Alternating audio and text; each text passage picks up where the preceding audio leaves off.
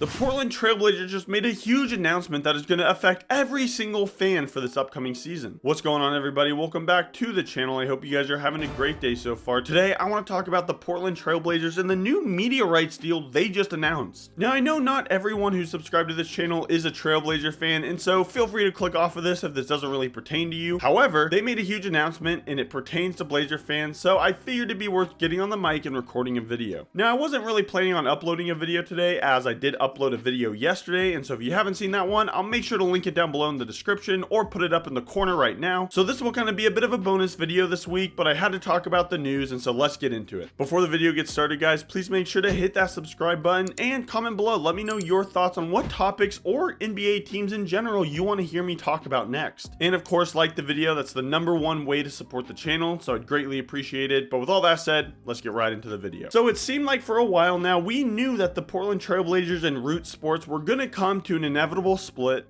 sort of like Damian Lillard and the Blazers. Too soon? And especially when the Kraken decided to get a new TV deal before the Blazers did, and the Kraken are actually airing on local Portland networks, even though they're up in Seattle, which is pretty crazy. And so the handwriting was definitely on the wall for quite some time now that the Blazers were going to move away from Root Sports sooner rather than later. But the biggest question was, what would they do and what would the timeline sort of look like if they weren't with Root Sports anymore? But earlier this summer, we saw the departure from Root Sports and the Portland Trailblazers. And considering what teams like the Utah Jazz, the Phoenix Suns, and the LA Clippers have done, it really did seem like doing some sort of Blazer Vision subscription service was the best route and just the most realistic route. But just last night at 8:12 p.m., just after Monday Night Football, the Portland Trailblazers announced Blazer Vision, where they said, quote, "Watch Trailblazers games locally on the all-new Rip City TV network or stream on Blazer Vision." They go on to say in the article, quote, "We are thrilled to announce a major turning point in Blazers basketball with expanded coverage of our games, exclusive access, and behind-the-scenes coverage of your favorite team. Watching the Blazers is now easier and more accessible than ever before. For the 2024 and 2025 season,